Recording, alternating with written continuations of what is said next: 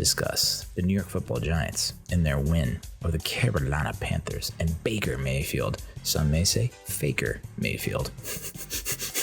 And Ben McAdoo-doo's, and going to 2-0. What that means for the rest of the season, my undying love for Don Wink Martindale, and how I'm clinging to the Dan wagon. I don't know if I'm a dimes guy anymore. Oh no. And maybe we'll preview the whiteout. I don't know if you've heard, there's a whiteout Monday night against the Cowboys, Monday Night Football. A whiteout. So we'll preview that game. Let's talk about the New York Football Giants. Let's do it. Me and you. I'm excited about Big Blue. There's a lot to think about. There's a lot going through my mind when we get the opening kickoff, fumble recovery, and then we don't score a touchdown. We kick a field goal. And then our defense forces a fumble. And we recover it in enemy territory. And we don't score a touchdown, and we kick another field goal. God bless the United States of America, but more importantly, God bless Graham Gano. What a fucking signing that guy has been. 56-yarder to win it, like not really an issue, you know? And I don't even think I was worried about that kick that much. There was a part of me that was like, wouldn't this be the one that he misses? Because like he's going to miss one. I think he missed one last year or something like that. And it was just like, it was like I got stone cold stunned, my man. It was just like, whoa, Gano missed? Gano missed that? Was a bad snap? So God bless Graham Gano. God bless Don Wink Martindale. I'm in love with that motherfucker. I can't emphasize or reiterate enough how important that man is to our 2-0 record. Yes, Brian Daboll's showed testicular fortitude, and without his decision making, we probably don't win that first game. But I think 100% of the win for this one goes to Wink Martindale, because the offense was not doing him any favors. I mean, there was a challenge. Daboll and Martindale laid down the gauntlet to the fans. Like, we need you out there. You need to make noise. And I think for the most part, people showed up and people were loud. But man, dude, it takes a lot of fucking wind out of your sails. You know, when you have those opportunities early on to go up 14-0 and you don't take them. I mean, luckily you have a great kicker that can give you at least 6 points, but that was you don't want to let the Panthers hang around. I mean, that essentially is kind of what happened in week 1 with them, right? With the Browns. It was like the Browns didn't really put them away, and then they came on strong in the fourth quarter. So that's what was tough to swallow in that first half. I mean, just like no Saquon wasn't getting any opening, any yardage. I think he had like negative yards or maybe 0 yards in the first half rushing. And Daniel Jones, I've been an avid defender of Daniel Jones. I mean, avid defender of Daniel Jones for 3 years, because it was like year 3 is his make or break year. And then it was like, and they got hurt, and I was like, well, they win with him. They don't win without him. So I guess it wasn't a make or break year. They don't pick the 5th-year option, which I kind of agree with. It's like, why are you going to lock yourself into such an unsure thing? It's one thing if he starts every game, 16 games for 3 seasons, and puts up like somewhat above average numbers, and you don't pick up the 5th-year option. I mean, the guy misses a handful of games every year. But it's still weird how they do win with him. Like, and he has more wins each year. I think his first year he had like 2 or 3 wins. Second year he has like 4 wins. Third year is 5 wins. So it's like he's winning more, and his winning percentage is getting better. It's just like we'll hit a winning record in like year 10 of his contract. So still though, it's like, and I was avid defender of Daniel Jones, but I can't do it anymore, dude.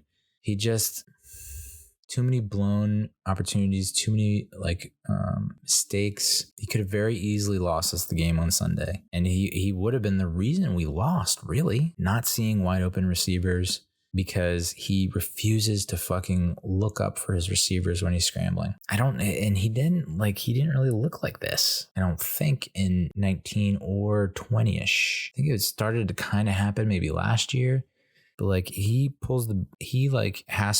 has to move, deviate from his, like he takes his drop back, and as soon as he senses something or feels something closing in, he immediately looks down either at the bodies around him, or he looks towards the ground, like for open grass to run. Like, dude, eyes up here. Okay. And I think that's his biggest issue right now, is that he didn't have a necessarily clean pocket a lot of the time. And he was getting a decent amount of pressure. And he's one of the most pressured quarterbacks in the league for sure last year, but like you see it with Mahomes, Herbert, Roethlisberger when he played, definitely with Rodgers, even Brady to a certain extent.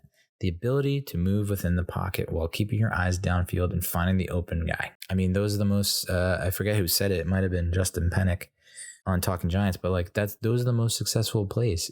A broken play breaks down, QB scrambles. You typically have a higher percentage of explosiveness because now it's a free for all. It's a scramble, and he just has not been able to do that. And it's so funny because someone tweets out like, for all those people shitting on Daniel Jones, blah, blah, blah, like just look at this clip. And it's Brian Daboll, the Brian Daboll show on YouTube, talking about Daniel Jones' run to basically secure the win on third down, where it's like they needed a first down to really officially put the nail in the coffin. And he was able to do that, where it's a play action. He fakes to his left, boots right, kind of a speed boot.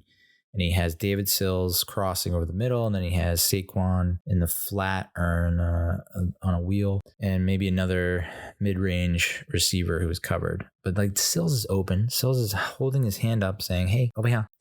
And Daniel Jones like doesn't take it, which they've all applauded. He was like, I don't know if you want to take that risk when we're like trying to salt away the clock, right? Milk the clock and end this game. And he doesn't pull the trigger, and he's able to scramble and find the first down. Literally, other than maybe one other throw and, obviously that one touchdown drive, he played like shit. Like, you can't pretend like that. And I fucking still I do have an ounce, okay? I do have a shred of hope that Daniel Jones it's gonna turn on. The switch is gonna turn on this year. But if you look at my tweets during that fucking game, I called for his benching multiple times. I'm like, this is a winnable game. We can't lose it because our quarterback is not making throws. Just make the throw. So many times he had people open. Just take a step to your left, take a step to your right, or take a step up in the pocket. Find like shift, shuffle, strafe. If this were Tomb Raider on PlayStation 1, strafe. You got a strafe, right? Strafe that.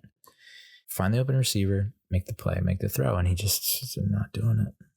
And so I called for him to be benched because, Tyrod Taylor looked worse than Daniel Jones in preseason. But I gotta think he's gotta scramble and make these throws. Although people have made the point that Taylor would probably make worse decisions in those pressure situations, high pressure situations, and throw interceptions or whatever. But to me, it was like, it can't get any worse than this. I mean, the guy's like, he's gun shy, he's shell shocked, and I don't think he's gonna really recover. Like he's been battered around too many times. And I'm officially at the point where I think they should actually stop calling like the designed runs. I honestly just don't. I think you're asking for trouble. And maybe that's the intention. It's like, hey, let's just keep calling design runs. Maybe he'll hurt himself. And they'll be like, oh, we tried playing him, but he gets too injury prone. Conspiracy brain. But it's just tough to watch, and I don't know that it's going to get any better, despite what I think is happening on the sidelines with Daboll, coming at him and criticizing him and being like he needs to play better. This offense leaving points on the board, so many yards missed, chunk yards missed. It's tough to swallow. But that's why I think like to me, it feels like the only thing holding back this team is the offense.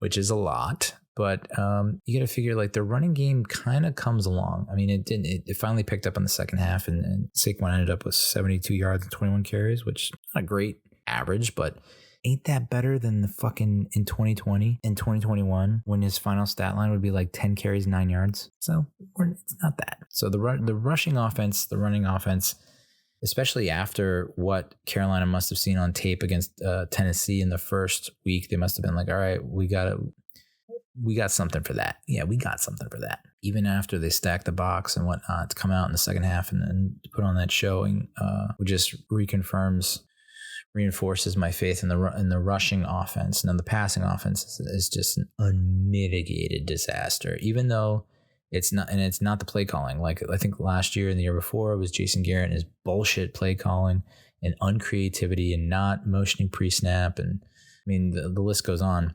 The design and the scheme is there. It's the personnel that are just like, what is going on? Kenny Golladay, 2 snaps, dude. David Sills playing over him and getting more snaps than most people, getting more targets than people, way higher up on the depth chart than him.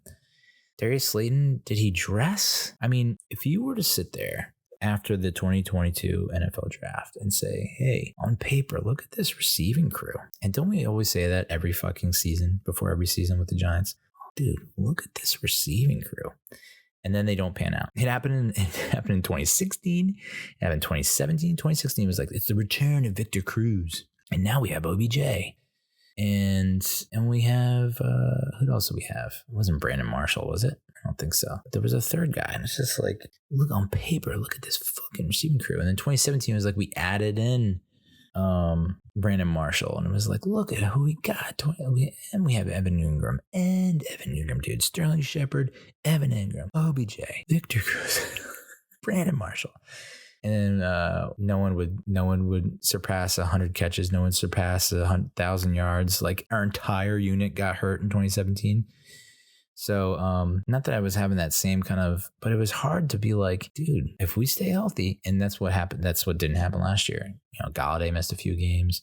Tony must have missed a bunch of games. Shep missed a bunch of games. But now it's like, okay, now they're all back. And like Shepard's like not necessarily 100%. Maybe Galladay's not really 100%. And apparently Tony's not 100%. But on paper, you know, Golladay, Shepard, Tony, Slayton, you know, it's like that's a pretty good 1 through 4. And then we're now 2 weeks into the season, and Richie James, who I think was 6th on the depth chart, is our leading receiver, is our wide receiver number 1. And then David Sills is getting more targets than Kenny Golladay. Kenny Galladay's 2 snaps, dude. 2. What the fuck did he do to Brian Daboll? Same with Tony. It's like, and I mean, these are some interesting lessons he's deciding to teach to some grown-ass men, man. Interesting lessons. Like, Tony must have obviously, I mean, the implication with Tony, there was a theory that he didn't know the playbook, and which I wouldn't be shocked. I don't know. Call me crazy. There was an implication he didn't know the playbook, which odds are probably that's not the case. A conspiracy theory that he is secretly hurt, but they didn't release it, which is illegal. But no, the main theory that we have actually seen is that he doesn't give his 100% in practice. And then so Brian Daboll is rewarding the players that put in 110%, tireless effort, a lot of hustle, enthusiasm. He's rewarding those players like David Sills. And I assume Richie James. Maybe Golladay had pulled the same shtick like leading up to week 2. Like, hey, this is bullshit. I only had 2 catches on 2 targets or whatever in the first game. And he probably had a little bit of attitude about that, and Daboll saw it or caught wind of it and maybe kept a closer eye on him during practice and was like, all right, cool, man. Check this out. 2 snaps. Holy fuck. And then, of course, Golladay gets injured. And, I mean, not injured. Interviewed, and is like, I should play regardless. And it's like, that's not the greatest quote that you could have said right there. Not the greatest. Could have been better. But Daboll has kept like reiterating that it's about competitiveness. We're trying to breed competition and competitiveness in that room. There's a lot of competition in that room. We want competitors and competitiveness. He just keeps saying that word. So it makes me think, by what Tony has done in practice, or what Golladay, the demeanor that Golladay has doesn't like inherently scream competitive. And maybe this is Daboll's way of getting them to be competitive. Maybe all he wanted Golladay to do in that situation was to lose his shit and get in his coach's face and be like, put me out there, coach, give me the fucking ball. Like, maybe he wanted that, even though it's kind of disrespectful, especially in front of everyone. I don't know. Maybe he just wanted to he just wants to see a little more interest. It just feels like a very like college move, like a high school move. It doesn't seem like these are professional ball players with like wives and children move. Like, it just I don't know. But he's 2-0, so no one's questioning it. If we were 0-2, my God, the pitchforks would be out. But I don't know. I guess he knows what he's doing. I just took him to be coach of the year in a future plus 900. No big deal.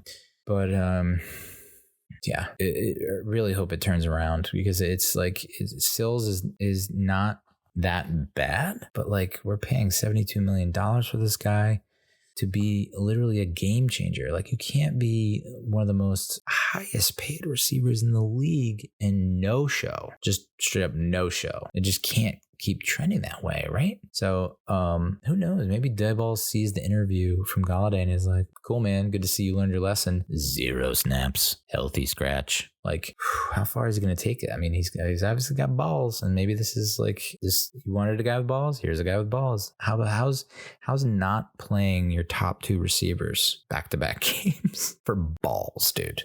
Holy smokes. So, I'm so thoroughly impressed with Martindale and his defense. It's just such a refreshing breath of fresh air. I mean, and I love Patrick Graham, and it sucked to see him go. I really wanted him to stick around, and I think, the way that the Giants handled the whole situation really made him sour about the whole experience, and he was like, I'm fucking out of here, man. But in hindsight, what a blessing. Can you imagine this current personnel roster on the defensive side of the ball under Patrick Graham in the scheme that he has? We would be giving up 30 points a game. Definitely 30 points a game, if not 25 points. We would see at least 2 to 3 extra field goals per week, and that would be 2 losses right there, 0-2. The biggest difference, in my opinion, is they're kind of related. Third down efficiency, time of possession. Giants crushed in time of possession. First quarter, we had like 10 fucking minutes of possession and only 6 points. Outrageous. We ended the game with 35 minutes of possession to Carolina's 24, and that is because, we get off the field on third downs. We get off, dude. That was as the bend but not break defense can drive a man to the moon, to a padded room for sure. The amount of third and longs, third and not manageables that were getting converted in Patrick Graham's system, it was tough. And it takes a toll on the defense because they're out there for more plays. They're out there, expanding more energy. And eventually you can't count on them when it comes to the end of the first half and end of the game. Why? Because they've been on the field the whole fucking game. That's why they collapse in the last 2 minutes of every half, because they're tired as fuck. So it's like, I feel like a whole different person watching Wink Martindale's defense and seeing them get off the field on third downs, especially third and shorts, fourth and shorts. Those kind of stops are just critical, not just for getting off the field, but for momentum, mindset, psychology, everything, dude. The one stat was 2 of 12. They were 16% third down efficiency for Carolina. Whoa. I mean, we were at 33%, not that much better. Double it, but still not. I think the league average is 40 something, isn't it? Maybe not. But it was the same in the first game. Get off the field on third down. Third down comes around, we shut her down. No more of this we'll let them pick this up, but no big plays. Just no big plays. Oh, please, no big plays. None of that shit. Let's pin our ears back and let's get after it. I mean, the amount of blitzes that he throws, the variety of looks. I mean, we have DBs that are leading the team in sacks because he likes to blitz from the secondary, which I love, because how do you pick up on that? You would need a top echelon offensive line. So yeah, when we face the better offensive lines, that shit's probably not going to fly, but it's just nice to win against the teams that don't have the great offensive lines. So I fucking love our defense, man. And what has there been a weirder career path / trajectory for 2 players on the same team than 2 2019 draft picks in Justin Love? You stupid little boy. O'Shane Ximines and Julian Love. Those guys, a lot of expectations placed on them. Some would say that Julian Love was the second coming of Christ. Okay, exaggeration, but O'Shane Ximines was supposed to be he got off to a pretty decent rookie season and was okay, this is seems like a pass rush specialist, and maybe he's a watered down OCU Minora-esque type player. Julian Love is supposed to be this Swiss Army knife, 5-tool player, can play multiple positions. And 2019 happens and you guys see flashes here and there. 2020 happens and they disappear. 2021, it's are they on the roster still? And then all of a sudden 2022, Julian Love is a fucking captain? What? And he leads the team in tackles? And he has a sack and he has 2 tackles for loss. And it's what? Is he a perennial Pro Bowler now? What? And all you heard was such high praise from the organization, the coaching staff. They fucking love him. But it was like Pat Shurmur, like I think Pat Shurmur like should have just didn't play him. And then Joe Judge didn't really play him at all either, because we had McKinney, Peppers, and blah, blah, blah. And then he's a captain and he's now leading the team in like tackles and like, and he's like the spokesman for the fucking team. I feel like I see him on Good Morning Football and I see him like everywhere on my timeline. Like he's now like outspoken and he's defending players and, you know, squashing beefs and like, you know, he's the mouthpiece of the organization. It's like, what the fuck just happened? So I don't know. I mean, I'm on board with it. I think I'd like to see him be a lifelong Giant if possible. I love lifelong Giants, dude. So what an interesting start to his career. Same for Zimenez. Like, is this the turning point for Zimenez? He got like a glowing review or endorsement from Martindale, which I don't think Martindale is that kind of guy where he's just going to throw around, you know, credits left and right, just doling out flowers like it's the fucking Rose Bowl, my dude. But it's interesting how one coaching staff loves 2 or 3 players, turnover, new coach, and like completely just puts other players like in the shadows, like brushes them under the carpet, the rug. And then a new coach, completely new coaching staff comes in and they're like, oh no, these 2 guys are awesome. They're like, they're starting and they show a lot of grit and like all the things that we're looking for in a player. And it's just like, humans are weird, man. Humans are weird.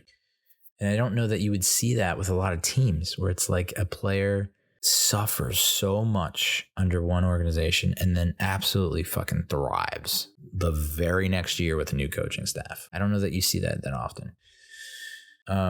Love how he's using Xavier McKinney. Love that. Adoree Jackson is like fucking awesome. And he's probably going to a Pro Bowl and should be an all-pro. I mean, he's putting on a goddamn show.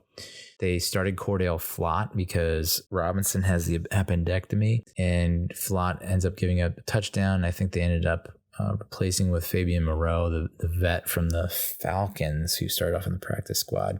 But Tony Jefferson up from the practice squad, and he was shown in a couple of blitz packages. But Jihad Ward is like a run-stopping machine, and then they actually used him in coverage on some blitz packages, which was interesting. It's just so nice to see a coaching staff use their heads and actually put a lot of trust in their personnel to be like, hey, I'm going to call this sweet play. And yeah, it might be a little bit on the risky side, but you need to pull it off. And if you do pull it off and we're successful, I love you for it. And it's like the players respond by like, fuck yeah, dude, this is why we're here. Let's go. So it's nice as opposed to Judge and Graham, whereas like we're going to be, all right, so we're just going to run a bunch of like 10-yard curls and then we'll take a knee on 4th and 3 from inside our 10 or 3rd and 3 from inside our 10. And then, we'll play prevent defense pretty much the whole entire game. Just let them catch it in front of you. Nothing bad will happen. To go from that to, all right, we're going to go for 2 at the end of the game to win the game on the road, or it's 4th and 3 or 3rd and 3. And I have a rookie starting at the outside cornerback position. And I'm missing my 2 leading pass rushers. And I just found out that my star defensive tackle, highest paid player on the team, on the defense, is out for the rest of the game. What's in the house? What? Oh my God. I fucking love it. And make no mistake, dude, the coaching is why we're at 2-0, which is why I can't believe the route that the offense is taking with Dable and Kafka. I cannot believe what they've honestly gone with and ran with. And they're not trying to tank. They're trying to win. And they're voluntarily making these moves that are seriously should be impacting the game. So, we eked out a win. Another close one, but a win's a win. Rather be 2-0 than 1-1. We often lose in past years in those same situations. This season is very reminiscent of the 2016 season to a certain degree, where it's top 5 defense, top 10 defense, stout, not a lot of points per game. So I think we were 2nd in the league that year in points allowed per game. And it feels but this defense feels even better than that defense. And I really love that defense, that 2016 defense. That was a fucking awesome defense, but I think this one's better. and not with nearly like half the talent, I don't think. But that's what makes this coaching staff so incredible, is like the ability to say, okay, this dude, he's not going to play 100% of the snaps, but he's really good at this one thing. So if we know when to use him for those certain elements, for those certain plays, and he gets 50% of snaps, but 100% of his reps are good, we're in the money. So like, that's what's so impressive about them. So impressive, dude. But I don't know. I feel like it's like, if you lose, like, first of all, it's great to have Dane Belton in the mix. I think he adds like another great element. I mean, they were playing like Martindale. I know, like, when was the last time, you know, at the beginning of the game when they kind of go through, they put up the offensive players and the defensive players, they introduce them on the screen, or, you know, they show the who's on the field or who's starting. When was the last time that you saw a Giants defense get introduced?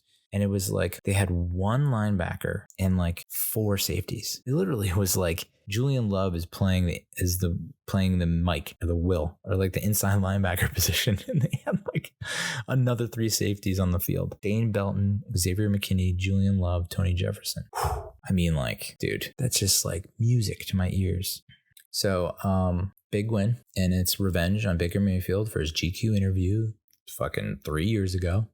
4 seasons ago, which, you know, it's like the dude was 23 getting interviewed by GQ.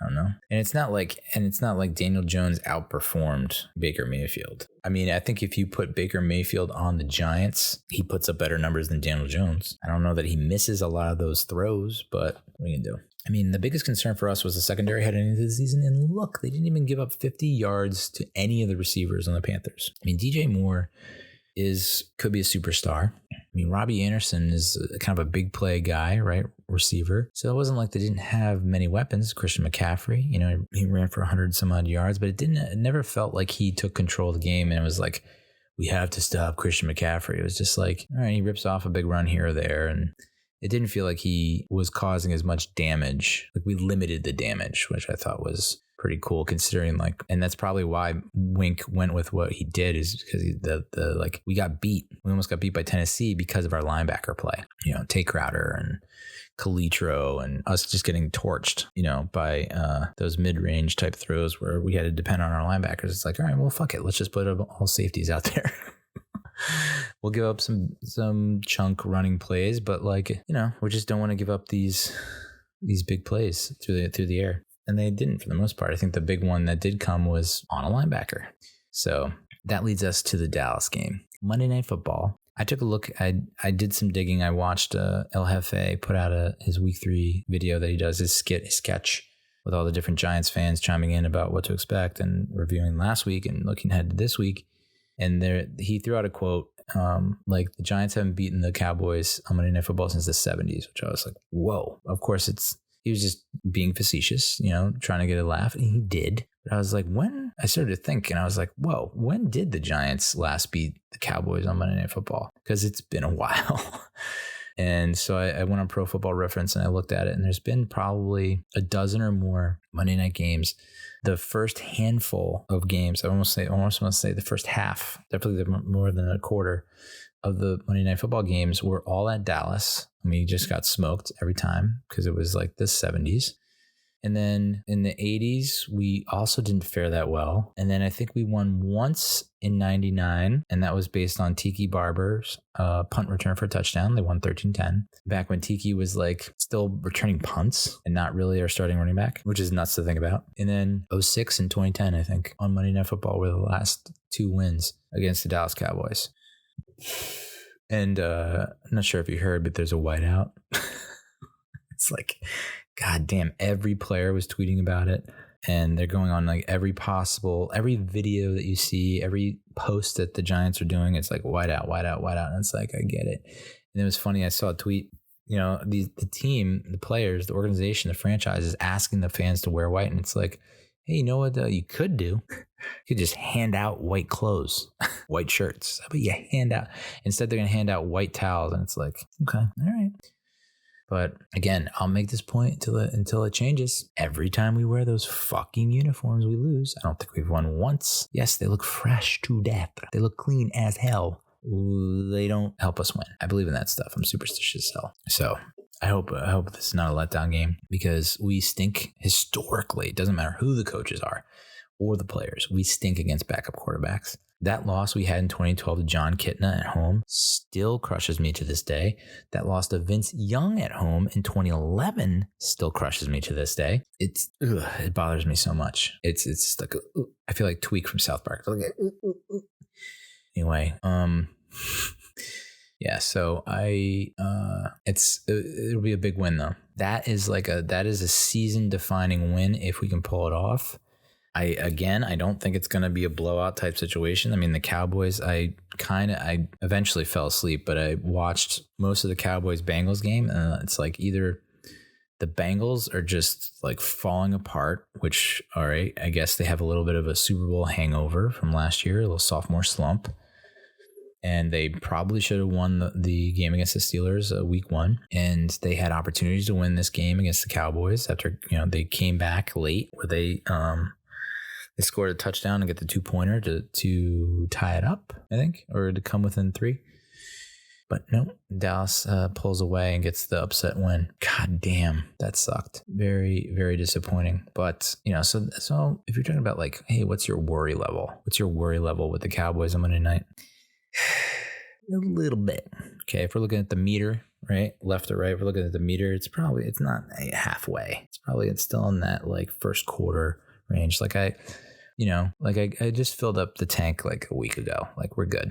So I'd like to see Saquon bust out. Someone posted a tweet of like, here's what happened the last time Saquon Barkley played in front of a whiteout, and he went off, and it was against Michigan. And man, those videos give me chills, dude. The amount of volume that they had going on, like the offense not being able to operate, the opponent's offense not being able to operate. It's just like, miss that. Love that. So I think, you don't have to worry about the fans bringing the noise and the funk, dude. But I think you do have to worry about this offense. And if there is one saving grace for the Cowboys, it's their defense. Micah Parsons and the defense, it's not like they have performed. It's not they played poorly. They gave up 19 points to the Buccaneers, but like their offense wasn't doing them any favors. And they gave up maybe 17 points against the Bengals, they've got a lot of weapons on offense. Not an offensive line, but they have Burrow and Higgins and Chase and all them. So, that's going to be the real where the battle is. Because I have, even though our team's defenses of yore have played less than exceptional against backup quarterbacks over the years, I think Wink's got something for that ass. I think Wink is going to dink and dunk Cooper Rush all up and down his body. I think he's gonna dial up something nice. And early indications are that Azeez Ojulari and Kayvon Thibodeau day to day, and they could be in the mix, which would add you think our defense is fucking legit now with what we got going on in terms of the roster. You throw in 2 pretty nice pass rushers, edge rushers. I can only imagine Martindale must be slipping in his own drool thinking about all the possibilities with that going on in the field. Sucks to lose Leonard Williams. I heard it's an MCL, which is similar to Thibodeau's.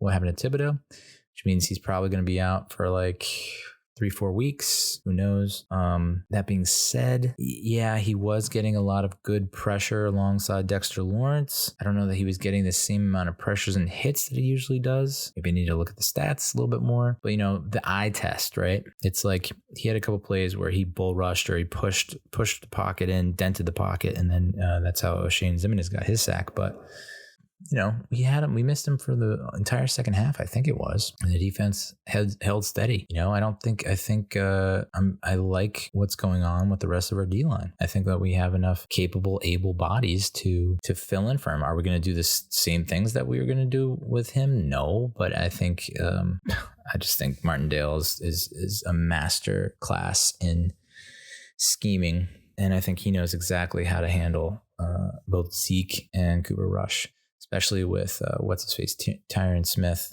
being out at left tackle. Although I feel like the Cowboys have tremendous depth on the defensive line, so I wouldn't be surprised if the next fucking perennial All-Pro slots in for them. So would be a huge win. I think it's so funny too that the Cowboys hate playing in the navy blue uniforms. It's such a weird thing, but again, superstition. I hear you. Stevie Wonder style. I hear you. Very superstitious, riding on the wall. So yeah, I mean, we haven't been 1-0 in 6 years. Check it off the list. 2-0 in a few years. Check it off the list. We haven't beaten the Cowboys on Monday Night Football. Check it off the list. Just checking them all off the list. I just, knowing how 2016 turned out with our offense still not being able to really, take it to that next level of production, I'm hoping that we don't get stuck in that same rut that the 2016 offense did. Because, I mean, the 2016 offense was like basically OBJ making huge plays. And we don't have an OBJ, even though there's rumors that he's coming back. And it's like, okay, so we're going to sign an OBJ, and Dayball will play him 2 snaps, and he'll flip out. And then we have 4 disgruntled receivers. We have so many disgruntled receivers right now. We definitely hold the record for most disgruntled receivers on one team. Darius Slayton cannot be happy right now. Kenny Golladay, obviously not happy. Kadarius Toney, I think he does care more about winning than the stats, but at some point, I think even he's got to be like, what the fuck? And another parallel between 2022 and 2016, I mean, this year's Sterling Shepard is the 2016 Victor Cruz, coming back off a horrific injury and not looking the same, but still like coming up with big plays here and there. Because like Victor Cruz wouldn't have the 10-9 catches that he would put up in like 2012, 2013, 2011 for 100 some odd yards. He'd have like 3 catches for like 41 yards, and one of those catches would be for 20. It's like you always have a big chunk play mixed in there every game. So Sterling Shepard this year is like 2016 Victor Cruz. You'd like to think that Kadarius Toney can be the kind of game changer that OBJ was, but I don't know if you got enough of a sample size his rookie year to say that. And so far this year, it's like not looking that way, even though he gets open, and every time he touches the ball, it's electric. Anyway, so I predict a win. I think it's going to be close yet again. I mean, again, it's hard not like the parallels between that 2016 team and this team are just like eerie, dude. We're going to win a lot of games this year, I think, more than people expect, but they're all going to be very close wins where they all could be losses. I mean, that 2016 team, 11-5, I think like 5 or 6 of those games were like less than a score. They won by less than a score, and it was always like the defense making a stand at the end of the game. Nerve-wracking. But week 3, and I'm already talking about 11-5 and playoffs. It's fucking absurd. The life of a Giants fan. Let's go Giants.